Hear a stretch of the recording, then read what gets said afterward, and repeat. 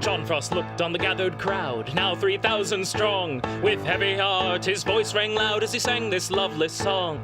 God is a guide from field, from wave, from plough, from anvil, and from loom. We come our country's rights to save and speak a tyrant faction's doom. We raise the watchword liberty. We will be free. For when the rising tide is turned in every London quarter, Parliament comes crashing down with Robert's Rules of Order.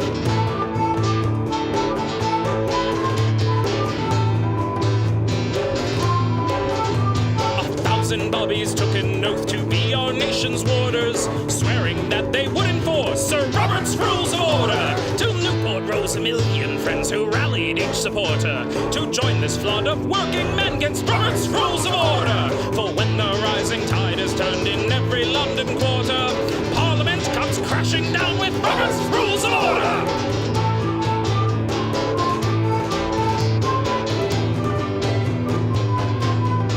Like this, on the steps of Parliament, John Frost stood proud and tall. A hush fell on this great event as he told them one and all, depose the gentry and the crown, depose the House of Lords, or join the Queen in exile by Robert's Rules of Order. So Chartists, Luddites, Communists, recall each faithful martyr who died so you could have your new world Robert's Rules of Order.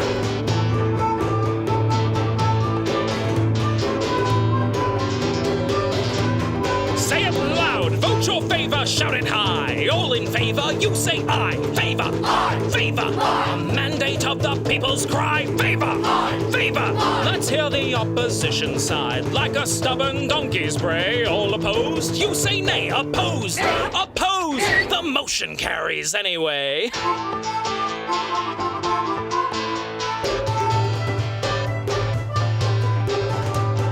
Currents change and bring to us our dear corrupted warder. In chains subdued and ill-abused, he's left with no supporters. Mobility's will can then proceed by our own rules of order. And we'll all cheer for country's sake when Robert's drawn in quarter. For when the rising tide is turned in every London quarter, Parliament shall be reborn with Robert's Rules of Order.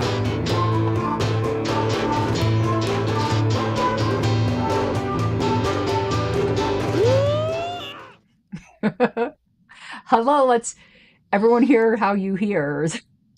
Do you hear what I hear? Oh, wait, wrong holiday, sorry.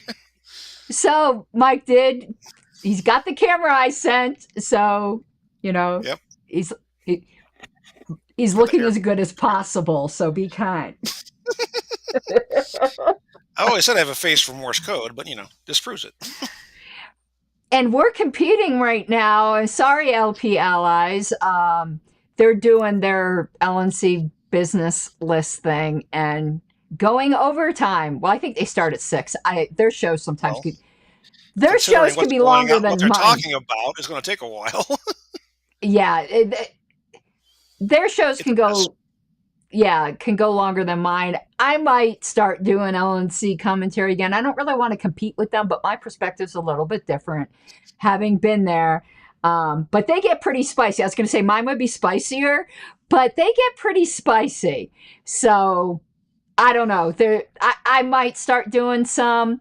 I might not. Look, Richard says you look good. You do. That camera is so much better. Okay, and Richard, he caught me today. He caught me participating on the Roberts Forum, which I just really don't do anymore. But again, I had some questions that I needed to make sure I was getting right for Pink Parliamentarian. But I forgot to tell you, before we get started on today's topic, you're going to want to go and read a discussion. If you really first take some Tylenol, but don't get pregnant. And autism.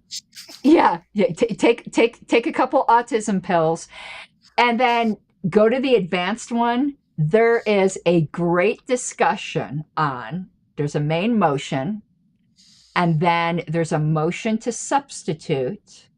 Okay. And then someone wants to divide the motion to substitute. They want to do what? They want. So I'm not going to get it exactly right, but the main motion was something like, oh shit, I don't remember. Crap, I don't know. It's something like buy new furniture for the office, and they instead substituted it and said no, let's paint the walls and put in new carpet. And then someone wanted to divide the paint the walls from the buy the new carpet, which was in the substitute. Oi. And at first, when I read the question and I was thinking of the answer myself, I had it wrong. And I saw Dan Hahnemann's response, and at first I was thinking he was wrong. But the more I read and people were explaining it a bit more and like doing some, treeing it out, like doing a diagram. Yeah. Then I was like, have to in this case. Yeah, I get it wrong. It would be out of order, by the way, is the final answer. But it's a very interesting journey to get there. And the thread's not long. Sometimes those advanced threads are horrible. I'm not reading 5 pages of that. I may have to go look at that one. That sounds, that's in the weeds. Yeah, it's only like really 7 responses. It got resolved like really quickly. But it was an interesting discussion. I can only take so much there, but I got my division of the assembly questions. And Richard, again, in case you were wondering why I was so fixated on counted votes and division of the assembly, I was telling Mike that interesting thing about ordering a counted vote after the chair on their own already ordered a rising standing count. That's going to be my next Pink Parliamentarian episode, and I wanted to make sure I had it right. You're going to need a flow chart for that one, too. Yeah. Well, one reason I want to make sure I have it right, because he's very kind-hearted. Shmuel watches that show, because he wrote me an email afterwards. I told you, correcting my pronunciation, and I appreciated it, so I don't mean this in a... Ooh. Shmuel Gerber. Oh, okay. Okay. Yeah. That's how you pronounce his name. Maybe I'm pronouncing it wrong, but one of the main dudes. Yeah. Okay. He wrote me because he said some of my pronunciations were driving him crazy, but my pronunciations drive everyone crazy. But he'll help me remember, because I always said parliamentary. Yeah. Or yes, and that's wrong. He says it's parliamentary. Wait, parliamentary is what I would say. See, he's correcting me to a point. I used to say parliamentary. And he's like, no, the emphasis isn't on tear, it's on men. He goes, and he said, I'm joking, but you should remember, as a woman, you want to just put the emphasis on men. Now I'll remember. So it's parliamentary, not parliamentary. He goes, it's parliamentarian, but it's parliamentary procedure. So I'll get that right. And what else did he correct? You say potato, I say potato. And he agrees with you with precedence, and I say precedence. I probably never. Precedence. I thought you said precedence. No. It's actually supposed to be precedence, apparently. I always learned at precedence. Yeah, but he wrote me very kindly. But now I'm paranoid. I'm like, oh my God, Shmuel's watching this show. I go, I better not screw anything up. Yeah, and I just want to put Richard's comment here, even though it isn't what we're talking about. People could go check out the forum, and yeah, there's a difference between when the chair orders a counted vote and when the assembly does, like we discussed. Maybe it's already going to be in my Pink Parliamentarian. It's going to be a 2-parter, that one. There's another reason it's going to be a 2-parter, and Richard will probably like this, is the first part's mostly talking about Roberts, a little bit of AIPSC. But Canons had a really interesting section on division of the assembly. So I'm going to do a bonus episode that just reads out what Canons has to say. Okay. Anyway, I need to buy some more reference. So in other words, you're dividing the question on division between multiple sources. Oh, I know. Yes, I know what pronunciation he corrected me on. I said Demeters, and he says it's Demeters. Because I sometimes reference Demeter like the goddess. That's Demeter, according to Euclid.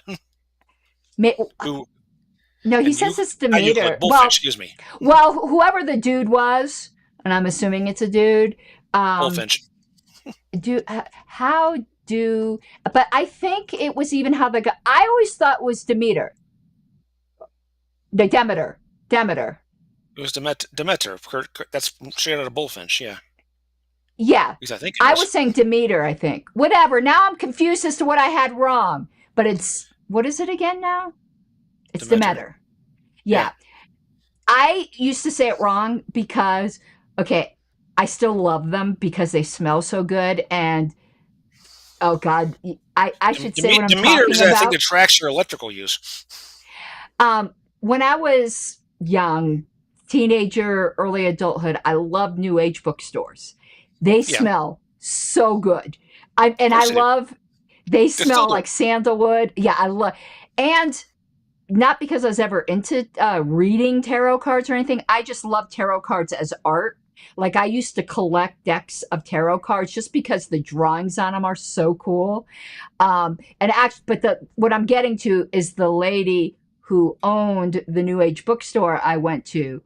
That was her name, but she pronounced it Demeter. So Hmm. that's why I had it. I had it wrong. Anyway, um, but it's Demeter for the dude whose last name that is. No, he says it's Demeter. I'm looking for something very specific here. Okay, I'm good. I should look up now. I know people want us to get into our discussion, but we tend to be rambly. I want to look up Shmuel's email now because now I'm confusing myself. If I could Go find ahead. I'm his looking. email. Go ahead. I'm checking something out real quick here. Yeah, here's his email. Okay. He said the There. way you pronounce the word, well, I was saying it parliamentary, he goes, is driving me bonkers. You realize Bonkers was a Parker Brothers board game back in the '80s. That was actually pretty fun to play. So, He by the goes, way, if you're the talking about, emphasis, I'm sorry. go ahead. Go ahead. He goes, the emphasis is on men and not on Terry. And then he said, Was Terry um, male or female? oh, here's how I was pronouncing it wrong. Yeah, he said Demeter should be pronounced Demeter, not Demeter. Anyway. And then he said, fine. Demeter is what tracks your water and electrical use. But now that's how I'll remember the right way. And then he said, finally, and I know this one's a bit contested, the recommended pronunciation of precedence is precedence, not precedence. So, yes, I was correct. So it is Demeter. Read Demeter, Tony. Okay, now I'll remember. If you want to go check out a New Age store in Denver, South Broadway, just south of Yale, there's one called Goddess Isis Books and Gifts. They're one of the biggest ones in town, and they have that smell. Actually, Gregory, I'm going to disagree with you. We're getting into grammar here. It is from who? You're not a grammar. So You don't need kids. So Gregory says, I wonder if you agree. He says, what drives me bonkers is when the chair says, point of order from who, it's from whom. I disagree. It is from who. Who's on first? But do you agree it's from who, or do you think it's from whom? When you say from who, yes. But if you're asking, if what they ask, if they put the from on the front end of the question, then it becomes whom. How? Say what you mean. From whom is the point of order raised? Yes, right. But it would Who and be whom are who. one of those things that drive people nuts in the language. Yeah. So I would wonder what Richard would say. And Gregory, the reason why we say it's from who, you kind of substitute he and him for it. He made the point of order, I think is the way it would be. But maybe it would be maybe it would be whom. This is an interesting question. Maybe Gregory's right. The way that I was taught it by a nun with a PhD in English when I was in college, because I was driving me nuts, was if you use he or she, you use who, and if you use him or her or them, you use whom. So it would be point of order from him, but that doesn't make sense. It would be he made the point of order. I'm looking up now, Chicago Manual. I don't have a subscription anymore of style, who or whom following from. Let's see what it says. I could ask. Oh no, Gregory is right. Gregory is right. Under the rules of grammar, followed by the Chicago Manual of Style. This is AI. I'm assuming it's correct. You should use whom after a preposition, such as from. So I learned something new. Interesting. Thank you. Whatever. Thank you, Gregory. Okay. Well, we learned we learned some grammar today too. Okay. Let's get on to what our real subject is after this rambling. But everyone comes here for the rambling because that's what you and I do. And maybe LP Alliance is done. It's warming up the crowd. So I have it printed out. Let's I have it on screen. Okay. We're going to use a real well, let's read the question. I'm going to read the question, but we're going to go back and forth to applying it to a real life situation in the LP. We were going to discuss it before, but we really couldn't because it was in controversy and it could go before the JC. So I didn't even discuss the issue with Mike at all. But now that it's long since resolved, never a chance to be before the JC, we can talk about it now. So here's the question. This is actually Parliamentarians.org is National Association of Parliamentarians. So this is in the National Parliamentarian, that little booklet. Yeah. Questions and answers. Question 73. In our organization, the officers must live within 30 miles of the city center. Our vice president, for LP people, think vice chair. Roberts and lots of groups use president. I freaking hate that. But our vice president lives in the suburbs and was the only candidate for president. Shortly before the elections, the vice president moved from one part of her suburban town to another. No one thought anything of it. The vice president was elected without challenge at the annual meeting. Several months later, it was discovered that the president's new house was 35 miles from the city center, and the president was therefore ineligible for office. Can she remain in office?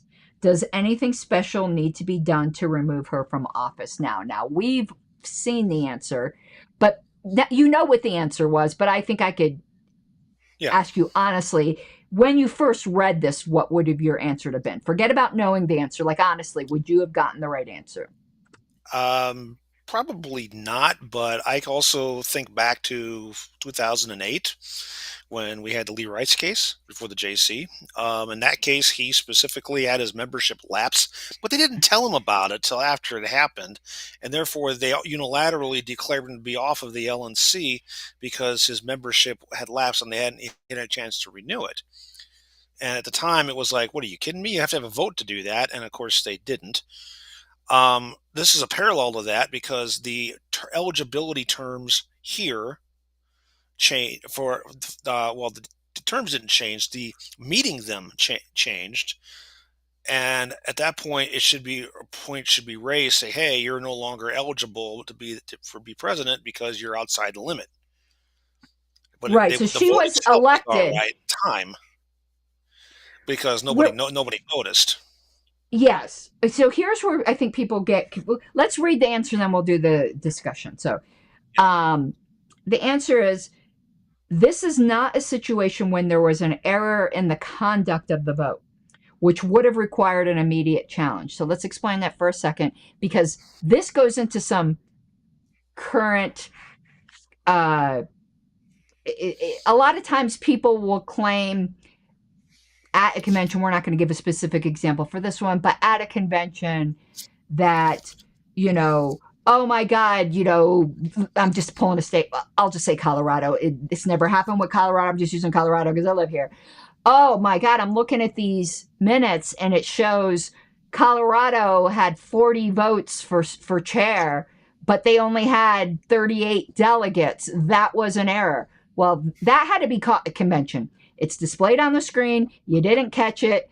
It's, months later. Too bad, so sad. Even if the chair won by 2 votes, which could have been those 2 miscounted extra votes from Colorado. Actually, there is a real example in this.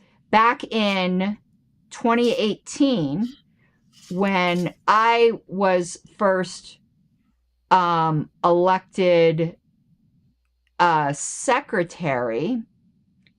Alicia was elected at large. Uh-huh. But it was a rush. Go figure. It was a rushed election at the end. I think they suspended the rules and had people elected by plurality, which I'm not even sure you can do. I have to look at our bylaws with that. But I think your bylaws have to allow you can be elected with less than a majority vote. I don't think we were allowed to do that. But anyway, let's forget about what? I don't think so. We could do it for the JC. That's not like an office. But I don't think we could do that for at-large, even though it's been done a million times. Richard, you could... I think that has been an error in the past. Anyway, but let's not go down the rabbit hole. I know. But she was elected by one vote. And persons were asking for an audit of it. Gregory, under Roberts, everyone who's on the board is considered an officer, even if they're not technically an officer under the bylaws. So there's 4 officers in the bylaws, but all board members are officers, is the way a different parliamentarian explained it to me. Let me know, Richard, if you disagree. Mike and Richard know of whom I speak. But a different parliamentarian had said to me the entire board has to be by a majority, that for purposes of that section, all board members are considered officers. In the exact same way where it says removal of an officer in the disciplinary section, it doesn't make a difference if it's an at-large. They are considered an officer for that purpose. And that other parliamentarian showed me a citation, and I tend to think he was right. Maybe we can do another show on this as to whether if at-large would be considered officers for purposes of the majority vote. It's Roberts running a yellow light to try to make it simpler and failing badly. I'm going to see if I can find that really quickly. Yeah. By the way, the answer that they give here is actually they're giving page citations from the 11th, not the 12th edition, which is interesting. Oh, because this is an old one I was reading. Yeah, it is. It's very old. I was looking at it, frowning, going, "What the heck?" And I realized, I know the section they were referring to, which was 23.6, but they're given page numbers. I'm going, "Wait a minute, am I in the right one?" So I had to go. I'm trying. Dig out old 11th here and double check it, because yes, I still keep a copy around just in case. But I might have to ask on the Roberts forum again, or for the first time, but to try to find that thing where it said that the board...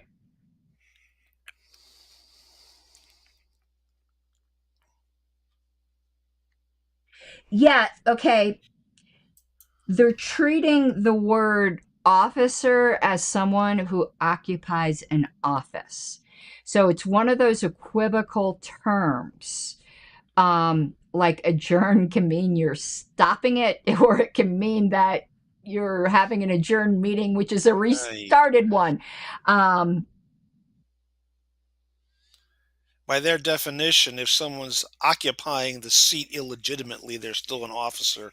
And I would raise a very large bullshit flag about that. Yeah, and Richard, our bylaws do define officers, but this other parliamentarian said to me that doesn't matter. The at-large people, for purposes of Roberts, would be considered officers as somebody occupying an office, because I was making the argument that, and this other parliamentarian told me I was wrong, and I was kind of glad to be wrong, but in distinguishing what happened with me in 2021 with Angela Keaton, who was an at-large, and there was an opinion written by one of...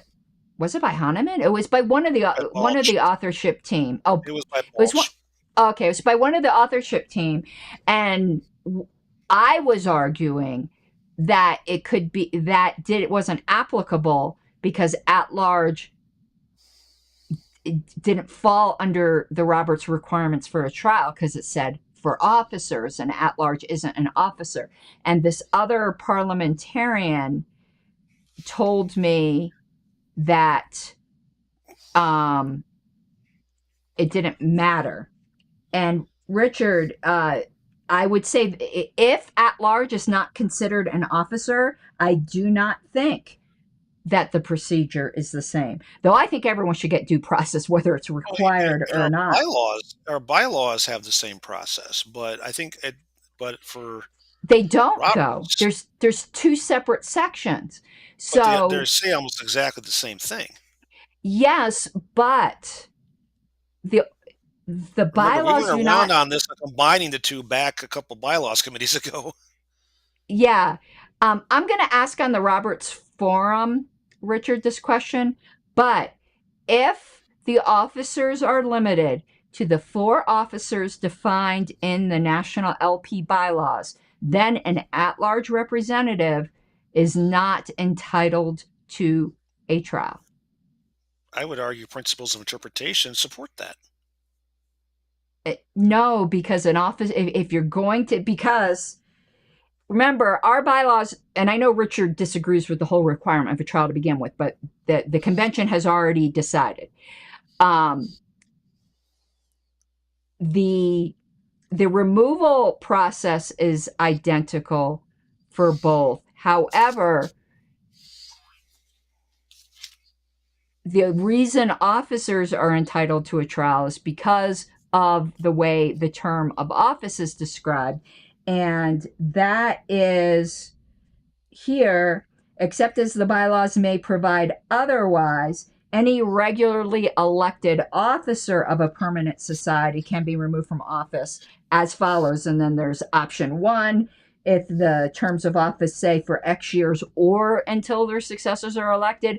But I fell under option 2, which is for X years and until their successors are elected. This language says only for officers. If an at-large is not an officer, they do not fall under this, and they can just be removed by a 2/3 vote. See, but here's the deal. When I mentioned about principles of interpretation, 5668.4, if the bylaws authorize certain things, specifically other things in the same class are prohibited, it lists It's not officers the same class. those 4. That means it doesn't authorize anybody else to be an officer. The bylaws override Roberts by definition. Well, I'm going to raise this on the forum, but if that is in fact the case, then at-large people are not entitled to a trial. Now, I would argue that everyone is. I don't care whether the rules require it or not. That's why we were trying to combine the two in the first place a couple bylaws committees ago. And that raises... I don't think that would clear it up. I still think then if that's the case, this can be a whole discussion on the... I really don't want to raise it on the Roberts thread because there might be some discussion I really don't want to. Oh, crap. I did my freezy thing again. Hold on. It'll come back in a minute. Oh, God damn it. You're frozen. Yeah, because I put the book down on this side of the desk. You're frozen. You're frozen like this. I want to raise it on the Roberts Forum, but there's certain persons I don't want to engage in conversation with. We are not going to bring it up in the bylaws committee. I can guarantee you that. Yeah, so I'm going to try to find that section. So let's move on. That's an ambiguity that maybe one day I will ask in the forum, or if Richard wants to ask in the forum. I have personal boundaries that would end up getting crossed if I asked it there. So It's up to me. You know, other people don't have to protect me and my sensitive feels. That's up to me to... Yeah, Richard would be hesitant to post it there too. Yeah. Maybe one day in one of those little unit meetings we go to where it's a much cozier group, it could be asked. Okay. Anyway, and you're right, it does cite the 11th. We'll have to translate it to the 12th. It says so. I have the 11th here. So okay. I think I do somewhere too. So there was no error in the conduct of the vote. In this case, the candidate was ineligible under the bylaws. So she was ineligible because at the time of the vote, she lived 35 miles from the city center rather than 30 miles. This is a continuing breach. Nobody That noticed. means, and nobody noticed at the time, but because it's a continuing breach, a point of order does not have to be, it can be raised at any point in time as long as the breach is continuing. Right. And it couldn't be raised after her. Yeah. I'm sorry? The 12th reference for those RONR pages is 23.5 and 23.6, by the way. Yeah, those I kind of have memorized. Ditto. So, yeah. So next convention, say she decides not to rerun, and then there's somebody else that's president. You can't bring it up then. It's over and done with. That bell's done wrong, baby. Okay. So it says, this means that the president's eligibility can be challenged by a point of order in a meeting at any time that the president remains in office. Right. The president cannot cure the deficiency by length of stay in office, although acts taken by the president before the challenge will remain in effect as taken under the putative president's de facto authority. They do not give a reference there. I'm wondering what their justification is for that. Now, I agree with it. But this question came up when my alleged removal in 2021 was voided. If you remember, people said... Logically speaking, how would they unravel all that stuff? Well, that's what I'm saying. I agree with it because it's just too much of a Gordian knot. But remember, in Reno, the question came up, what if there were votes in which John Wilford was the deciding vote, since you're voiding her removal, which means she was always the secretary that whole time, and Wilford was just the secretary pro tem in the reality of it. But practically speaking, I would agree. All of his votes counted because of whatever. But I wish they had given... I think this needs to be dealt with explicitly in Roberts. To me, that just makes logical, equitable justice sense, but there's no citation there. And I could see some pain in the ass person, which is usually you or me, but somebody like us, Hector Roos, continuing to argue. I'm not even going to insult us by saying he's like us, but anyway, I could see someone like Hector Roos making this kind of argument, but no. So, yeah. Now here's what's interesting, and this will become relevant in the real life example we're going to give. Moreover, the president cannot cure the defect by becoming eligible after the election. For example, in this case, by moving back to her prior home within 30 miles of the city center. A candidate must be eligible for the office at the time of the election. Now, can we put that on a billboard and shove it in the face of every single state legislature candidate across the country who doesn't live in their districts? But you want to know what's also interesting here, and maybe since Richard is here, he might know. They don't give a Roberts citation for that. They give a parliamentary law citation of page 34, question 68, and they give a citation from these books, which I don't think you have copies of. They're really cool. They've got blue dust covers. Well, I have parliamentary law, but also where it says Q&A 2. I might have parliamentary law somewhere. I have to look.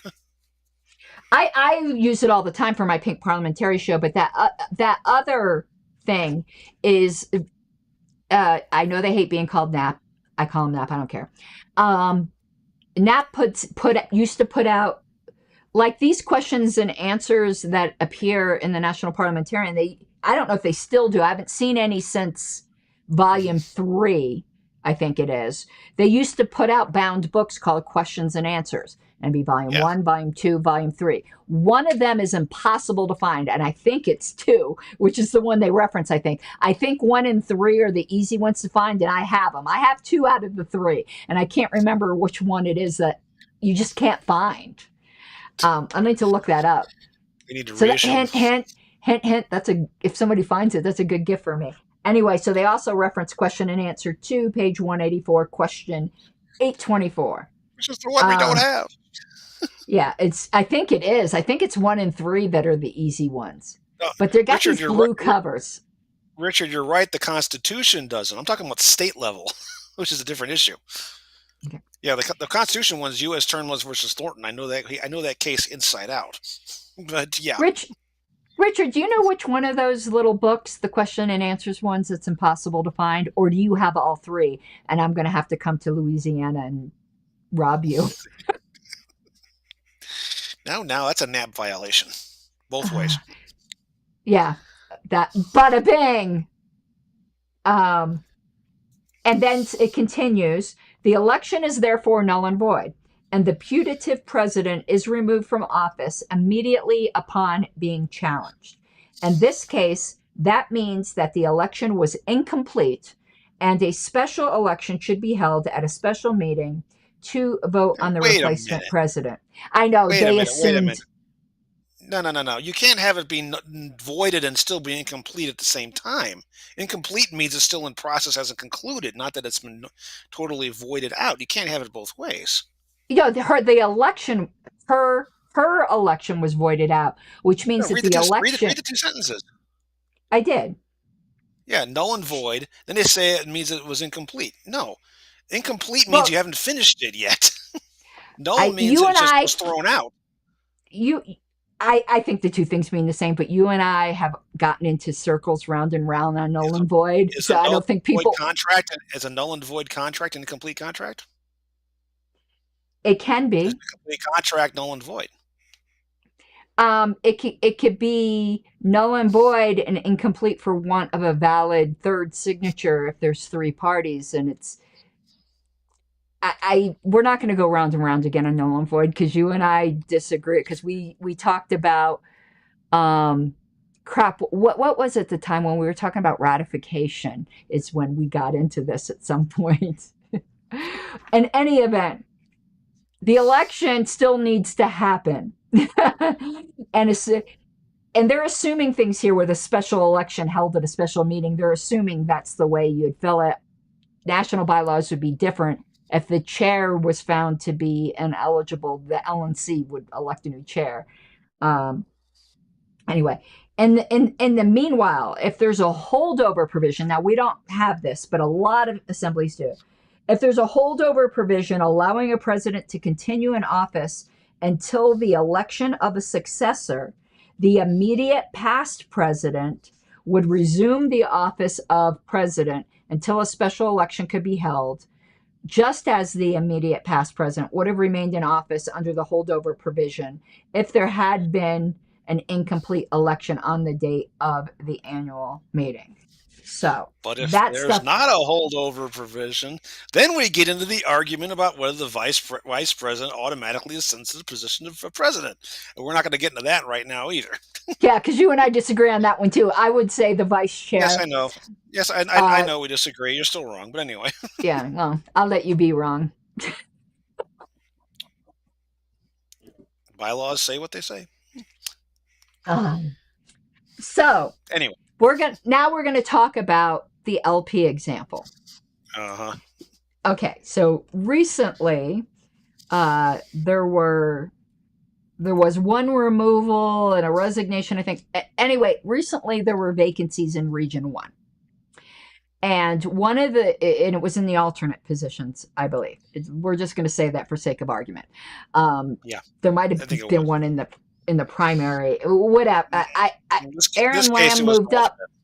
It was so there was an alternate vacancy that was filled by the region. They voted, and it was filled by the region by Jim Wiley.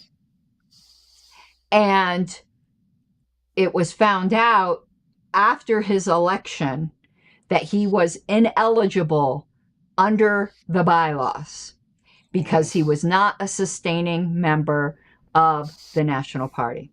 Steve, on his own, no one raised a point of order. I brought it to his attention that he wasn't a sustaining member. But that was just because when people get elected, I have the sheet I did when I was secretary that had everyone's membership expiration date, because whether I liked you or not, if your membership was about to expire because of the Lee Wright situation, I'd send you an email and say your membership's about to expire in a month. And I'm supposed to do, the secretary is supposed to do that anyway. On that standing agenda in the policy manual, no one knows what credentials check means. That's what that means, is to make sure everyone's a sustaining member. That's why I said, God, I loved it when the LNC members were life members, because then I never had to check them again. So I was filling out the chart with Wiley's information. I wrote Hannah Kennedy and asked when his sustaining membership would lapse, and she said he's not a sustaining member. I brought it to Steve's attention. Steve's was then like, he's ineligible under the bylaws, therefore his election is void. And people threw a fit because James, after he was allegedly already elected, or Jim, or whatever the hell we want to call him. I have a lot of things I could call him, but we're going to keep this a little bit family friendly. So he then bought a sustaining membership. And Steve's like, no, your region needs to reelect you. You can't cure it after the election. And some people were making the argument that the only time his election could have been challenged was during the pendency of the regional email ballot, or it could only be challenged by the region. But they were analogizing it because, you know, electronic ballots, you have to do an analogy. Analogizing it to the legitimacy of a vote at a convention has to be challenged at the convention. And Steve was like, no, this doesn't have to do with them doing the vote wrong. This has to do with basic eligibility for the office. Right. So Steve was, in fact, correct on this. He was dead on the money on it, because it was a continuing breach, because he wasn't eligible, and it was called out. So the same parallel we just talked about here in this other case. He wasn't eligible, therefore he wasn't elected, and the way to cure it was to rehold the election, which the region did. Right. After he got the same membership, and he was elected, and that was the end of it. Yeah. But they were talking about threatening to take it to the JC, and they mentioned that at the meeting. I told Aaron Lamb afterwards, I said, all you got to do is just reelect him after he buys his membership. There's nothing to appeal to the JC here. Yeah. Plus, what, a 3-day ballot, or you're going to get 100 and something signature. Like, that was just dumb. It was just dumb. It was dumb. A lot of people who I don't like using the word threaten, because it is a member right to appeal things. So I'm not trying to like shame anybody, but a lot of people who threaten to take things to the JC don't understand how that works. They think they could just do it. They don't realize there's like actual work. You need to show a modicum of support and all of that. Otherwise the JC would be hearing things every week. And trust me, you would not be seeing me here with a mullet. I'd be bald, because I'd be tearing all my hair out. So Steve was absolutely right on that. The fact that Wiley, he nailed it. The fact that Wiley cured it after the fact doesn't matter. They had to be reelected. Now, at that LNC meeting, which was in Grand Rapids, I was there. Austin Martin raised a point of order to, and he would, he kind of raised a point of order, but Steve was like, I already ruled on this on my own. And his ruling was correct, because a chair can do that, can just declare, something like that. And Austin appealed it, and he lost the appeal correctly. Though I have to say this, now that I'm not in the LNC, I can say this, I don't know this for sure. I don't think people voted to sustain Stephen's ruling because they thought he was right. I don't think they understood the issue at all. I don't think they cared whether they thought he was right. I think that vote was sheerly on factional grounds. It was just a happy. It was just a happy coincidence that Steve was also right. But if Steve had said, I don't know, but I think it was a factional vote. I don't think maybe 2 other people on the LNC even understood the issue.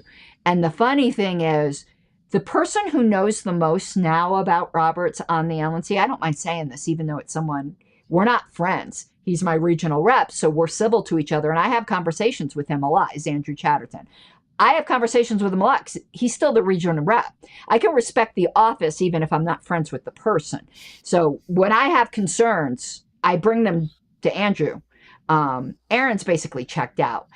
So Andrew, like Well, him or not like him, he's got his he's the he's region. got his own he's got his own local problems going on right now, Yeah. unfortunately. But even before, he isn't going to, and I certainly ain't bringing anything to Wiley. So when I have a concern, I bring it to Andrew. And Andrew, to give him credit, even though we start nearly every conversation with, we don't like each other, but like nearly every conversation is like that. Or I'll write him and say, I don't agree with your ultimate point. However, you can do such and such. For instance, I don't mind saying, because he may do this, and I don't mind saying I'm the one who told him he could do this, because he is my regional rep.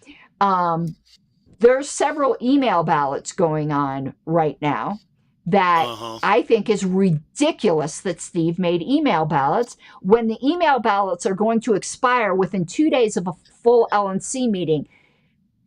Email ballots are not supposed to be for that. That's why we had the monthly meetings. Just get rid of the monthly meetings then and just do your quarterly or whatever in-person meeting, whatever. And Andrew and Austin don't believe they should be email ballots. I agree with them. I don't agree with how they want the vote to go.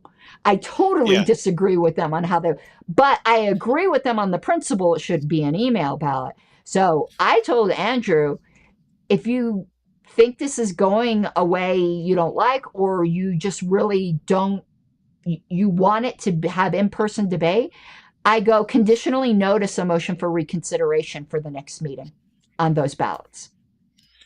Then you get to have your debate. I think members deserve to see the debate. It doesn't matter whether I'm going to disagree with Andrew's vote. Because if you're a betting person, you don't transparency, says the chair of the Transparency Caucus. Yes. Yeah. You don't even have to tell me what the motion is. On 99% of the votes, I'm going to disagree with Andrew's vote. There might be a couple I don't. We know it's funny in Grand Rapids, talking about the Wiley situation, when the whole thing was in debate, and I was sitting there, and I was in plain view of everybody on the committee. And they started yapping about how, we'll take it to the JC. And I just started shaking my head in the audience going, guys, you really know. And I'm the only JC member there. Okay. So it's like, no, guys, you really, you don't want to try that because it's wasting everybody's time. Because by the time they brought it up and everything, it would have been resolved anyway. We'd have looked at it and said, this is a moot point. You've already cured it. Get out of here. They were going to be stubborn, though, and not redo the election because they wanted to prove Steve wrong. And then I guess they just decided, since he wasn't going to have access to email or anything and it would take a while, that whatever. Yeah. But let me tell you, this is another point. You know, Roberts doesn't require this. I'm just saying as an observer. When at the December LNC meeting last year, because I believe that and I was correct, that all the charges against me were void. So I was the secretary at that December meeting. I didn't sit at home and yell, I'm the secretary.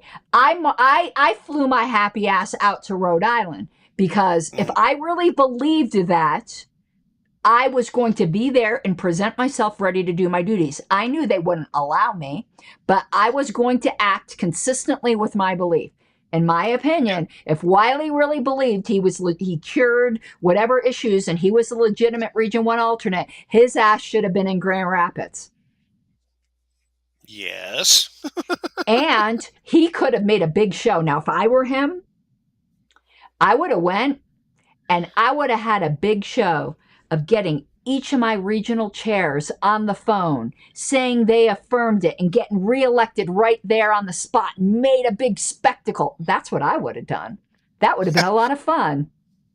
Well, yeah, I moved for a 5-minute recess for a conference call with my regional chairs. Yeah.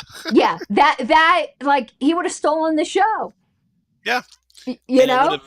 It would have been very over the top, but it also would have cured it immediately without issue, unequivocally without any controversy.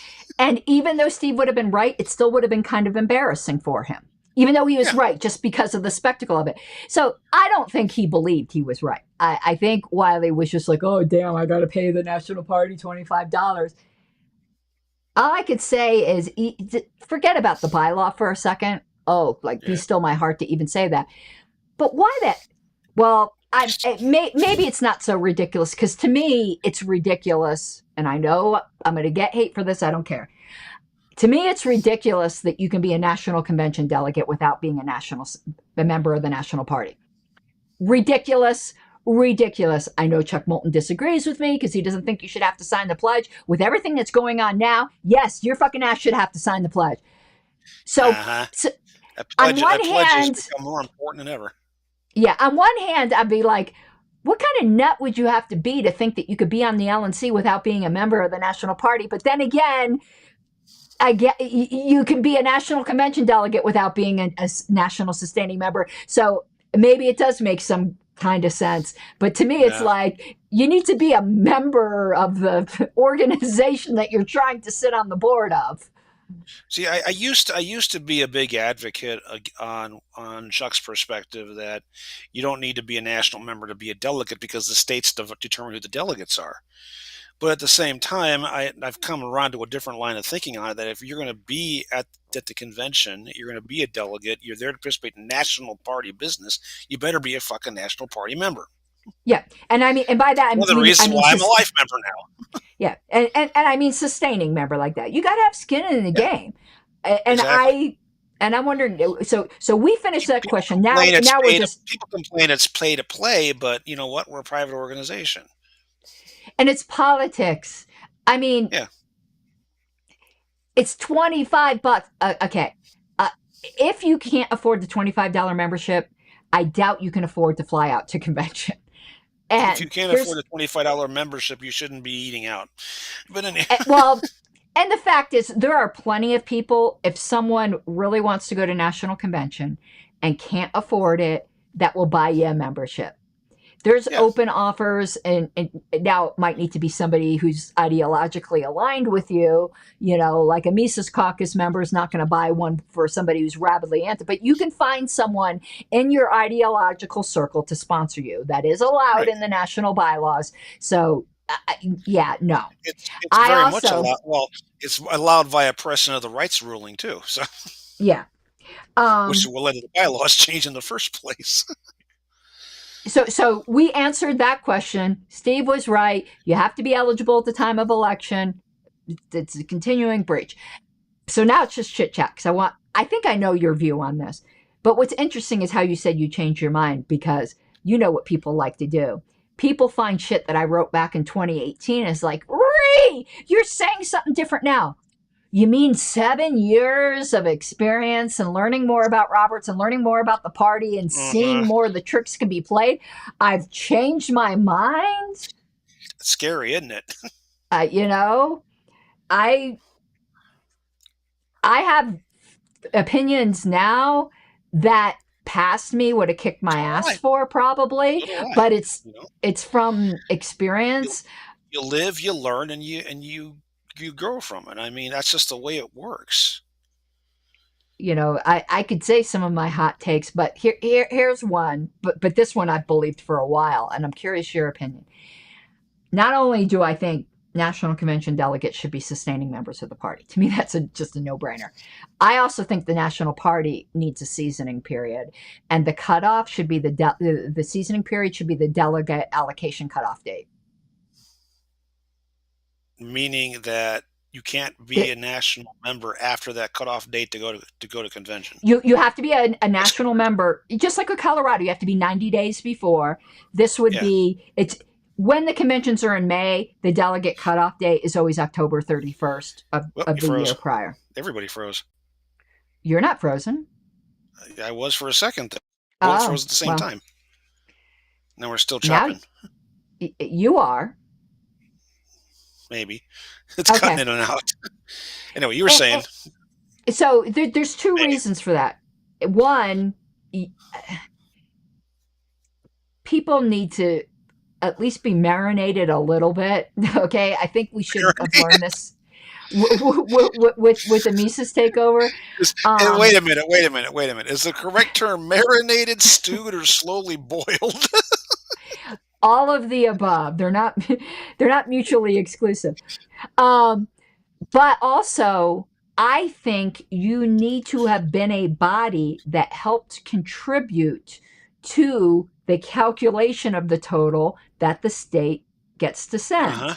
So Right. that's why the delegate allocation cutoff is logical. It's not arbitrary. There's a whole reason before it, because any other time is pretty arbitrary, even though that date is arbitrary in itself, but at least it's basing it on something that's already in the bylaws. Right. So, no, I can understand that perspective. I would also argue that maybe even more than that, because even if it's whatever the hell it is, 5-6 months out, whatever, on average, roughly something like that. I think it's 7 months. It's 7. It's like the last day of the 7th month prior. The way it's worded in the bylaws is crazy. It's goofy. Basically, that's what a direct calendar date, bam, and call it good. But I think it may be even a little longer than that, even because people need to be paying attention to what the hell's going on. How many times have we gone into convention, and you and I have done this many times, where people, they waste so much time on the floor because they don't know what the hell is going on, because they're not paying attention, they haven't done their advanced homework, and they don't know what they're doing. But we have nothing now. They might help get that straightened. I know we don't. Yeah. We don't, and it's a problem. So going to the delegate allocation deadline is at least something. Yeah. But to me, the bigger problem is people ask questions of what's going on. I want to stand up and yell, "Pay the fuck attention!" Well, but here's the thing. Sometimes, even if they want to, they can't. I'm not saying this always happens, but since we have no notice requirements for bylaws and platform changes, sometimes they may not even know what they are until the day of convention. The reports are out there if people want to go. There's no requirement for it, though. The bylaws, it's only been recently, and I'm going to give Alicia Matson a lot of credit for this. When she was on all those committees, she really got things organized. But if you go back to the 80s, the bylaws committee, because they didn't meet electronically and stuff like that, they did almost all of their work the day before the convention. Yeah, the old very old school. Yeah, but you can, because we never updated our bylaws, you can still do that. The bylaws committee does not have to release a report at all. They could just present proposals. As long as they're voted on, you guys don't have to release a report. Yeah, we just do it as a platform. The delegates. So even if people wanted to get informed, there needs to be a notice structure in place so that things are out there so that people can. Now, I know people can say now, but they can watch the videos of the bylaws meeting or whatever. Not every committee is really good about that. And in fact, no shade on you guys, but there hasn't been videos uploaded except for the first one, to Lpedia. So people, and it's only been recently. Committee? Yep. Oh, because they're out there. They're on the SharePoint. They're not uploaded to Lpedia. And Sam, Sam's not on the bylaws, but if they're sent over to us, or we can get them, but nobody's uploaded them. I don't do the Lpedia stuff, even though I'm the committee secretary. The minutes aren't uploaded. Nothing about any of the proposals. It isn't like when the last bylaws committee, when every proposal was put up and you could go to the Lpedia page and track everything. You can't expect members, even though you want them to be informed, you can't expect them to attend bi-weekly meetings, weekly meetings, whatever it might be.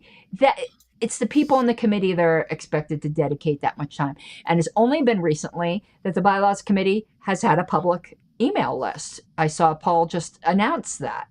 It wasn't publicly viewable before. And I don't think it's reasonable necessarily to expect every delegate to watch an email list and the email debate on bylaws is tedious when you're freaking on the committee. You know how bad I hated. Rob used to always want to debate shit on the list, and I'm like, nope, save it for the meeting. We meet like, was it every other week? Whatever it was that time, every other Thursday. Yeah. I'm like, save it for the meeting. I'm not debating on. He's gotten better at that. Well, that's me. I'm not criticizing Rob for that. Some people love written debate on the email list, not me. I hate it for bylaws. I don't mind it for other issues, but for bylaws and platform, it's just too tedious. You need back and forth. Anyway, so yeah, those are some defects there. So do we have anything else miscellaneous to talk about? Because Wayne and I are getting in the hot tub. It's heated up. It's at 104 degrees right now. So only 104? That's like on this one, it's some kind of Colorado law. Like it's got a limiter on it. Oh, for crying out loud. Yeah. I'm sure if it's not warm enough, Wayne, government, I hope you're not listening. But anyway, it's at the maximum temperature right now, at least for the current configuration. The hot water coming out of your hot water heater at your tap, you'll find it's hotter than that. Well, it's at 104 right now. So I got to see if a bathing suit will still fit me, because I haven't worn a bathing suit since Florida. And that's been like 15 years. Well, then you're going to have to cover the place over so you can skinny dip. Yeah. But I actually, believe it or not, God, now we're really getting into the weeds, and it has nothing to do with Roberts. I had they say as you get older, like you gain 2-3 pounds a year, you know. I've pretty much stayed, I think the configuration of the weight has changed, but I've stayed pretty much the same weight since for 10 years now. I might fluctuate 5 pounds. Now, between 30 and 40, I gained a lot. I think I gained about 20 pounds between 30 and 40, because I was super skinny in my 20s. I've gained about 20 pounds in the past year. Yeah, I think I gained 20. Which is absolutely terrible. Well, I was too skinny because you know I'm tall. I was 130 pounds when I was in my 20s. Like I was rail thin. I was 140 pounds in my 20s. So anyway, yeah, but I probably will still fit in it. It doesn't mean it's still probably not something anyone wants to see, except for Wayne. But I think I probably still have something that fits. Just get a couple of those big patio umbrellas that cover over things so people can't see over the fence, and just don't worry about the suits then. Let me see here. I'm looking up weather because it's not cold here in Colorado right now. It's 62. It's not cold. The low is going to be 40. That's comfortable that's comfortable for an evening in the hot tub. Yeah. It's not going to, oh my God, we're getting pretty warm. It's not going to get cold here for a while. Well, the last time I was in a hot tub in Colorado, it was up in Vail and it was snowing, and that was 30 some odd years ago. Well, we want to do that. We want to go out when it's snowing. Like that. Yeah. That's like the idea. So yeah, it's a blast. As a former Coloradan, what's your guess this year for when we'll say Castle Rock, my house? What's your guess this year for when my house will get its first snow?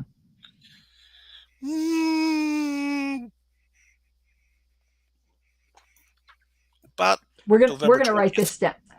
November 20th. Okay, where's my pens? I don't want to freeze up. Somebody, hold on. I'm gonna put it on my phone because we're gonna see who's right.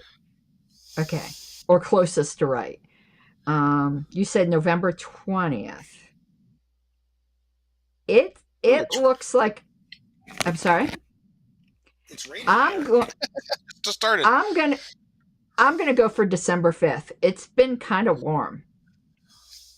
So we'll see who's right now. Yeah, it just started raining here. Yesterday we had 1.5 inches pouring rain all day long. So Okay, so I guess that's it. We already have something planned for next show, which is something to do with filling the blanks, I think.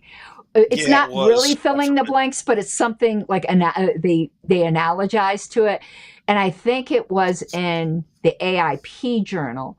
It wasn't in National Parliamentarian. I think it was the Yeah. American Institute, which I won't be getting that anymore, sad face, because I didn't renew my membership because I'd be too broke. And Uh, since I don't have any certifications from them, oh, this reminds me though, Mike, I don't know if you'd be interested in this. I know you're mm, still dealing with NAP and stuff like that. I think it would be interesting on the show when if and when we can get into a regular schedule, which might be after convention because you got bylaws and everything else going on. uh, But I'd like us to go through uh, AI the AIPSC like chapter by chapter and learn it. that could be an interesting thing to do. How big is Yeah, it? because I mean it's the second most used parliamentary authority. How big is it? That's what The she book. said. Um, I've got. Let me see. I don't have The, it here, the but book. The book. You horny ninny. it's slightly bigger than this. That's what she said. Yeah, it's. I'd say it's about a quarter inch bigger than this, or thicker. It's not very long, but it's thick. That's what she said. So, I think that would be interesting because there are some things in there like we might prefer, and it would be kind of cool to go, yeah, but in this, one thing in there that I both like and don't like. One thing in there is everything that's in the bylaws. So this makes it easy. If it's in the Yeah, bylaws, it can't be suspended. There's no such thing as a bylaw in the nature of a rule of order. fine by me. It makes life a lot easier. What if, right? And then organizations, I think, will be smarter maybe about what they put in the bylaws, but then you end up with real dumb things like people putting the agenda in the bylaws, and then Uh, you can't. You it's can't it change is the what it agenda. is. Yeah. Yeah. Gotta be careful in some ways. There's always traps and loopholes. Yes. And I haven't eaten dinner. Uh, so I'll have to bring dinner in the hot Go tub. eat some dinner and then go make out with Wayne in the hot tub. Okay. So Richard does point out here, this is interesting. So it's the second most popular. He goes, but it's used by only about 1% of organizations. True. But we're Yeah. libertarians. We're the third largest political party, but we only get 1% of the vote. So Listen, we are the 1%. I feel right now you're now making me a fan of AIPSC. I think as a matter of principle, the Libertarian Party ought to adopt AIPSC. We got to root for the underdog here. Isn't it the dentists that use it? Like, I think out of like the major medical like groups, I I think don't the know. dentists use it for some reason. Could you imagine having a bylaws proposal to switch from Roberts to AISPC at the convention? Um, the New Mexico old Lucchini Robert, group did the that. anti-Roberts folks would love it, and everybody else would hate it, and I'd be sitting there going, "Oh, brother." The anti-Roberts folks would end up hating it though for some of the things, but Yeah. something it has, I can't remember the name of it, of the motion, or I don't even know if it's called the motion. Again, I'm speaking out my booty a little bit here because like I don't really know it, but there's cutting the Gordian knot is in there. And we do that a lot, even though it's not something under Roberts. And what that is when you have someone who moves to divide a substitute, when you're way in the weeds and no one can figure out where the hell you are, AIP has Well, but something where we, you could we just just want to say, divide the substitute to create a blank. yeah, well, if you get so far in the weeds that will take you a half hour to unwind everything, AIP actually has something formal where you could just say, we're wiping the chessboard clean and we are starting over. And you're allowed to do that rather than the pretend like we do at LNC meetings where they're like, oh, I didn't mean to say that. I didn't mean to make that. And then, whoever's the chair goes, what motion? I didn't hear you make a motion. And we all pretend and go along with that. Yeah. Well, they actually have something for that I think is pretty cool. Even though I'm deeply suspicious of dentists. So.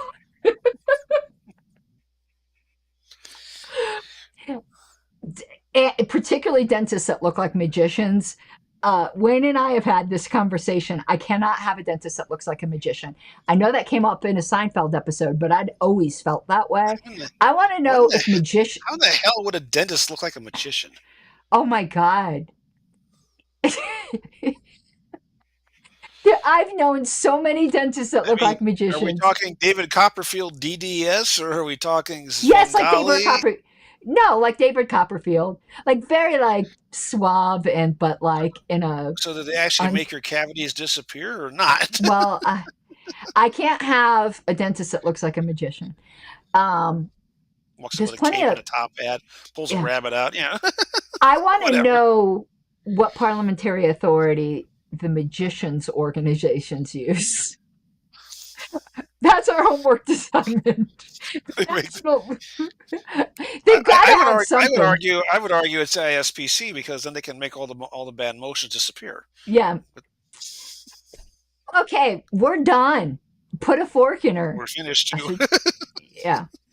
So that was fun. So for once, I'm saying Steve's right about something. So there you go, Steve. I'm not always saying negative shit about you. I'm actually saying something really positive right now. So we're going to leave it on that note. All right, Mike. I hope you have an awesome night. I'm getting in my bathing suit and getting in the hot tub. Enjoy. Catch you later. Okay, let me do the closing music and I'm going to be disconnected. Bye-bye. Let's hear the opposition side. Like a stubborn donkey's bray. All opposed? You say nay. Opposed! Opposed! The motion carries anyway.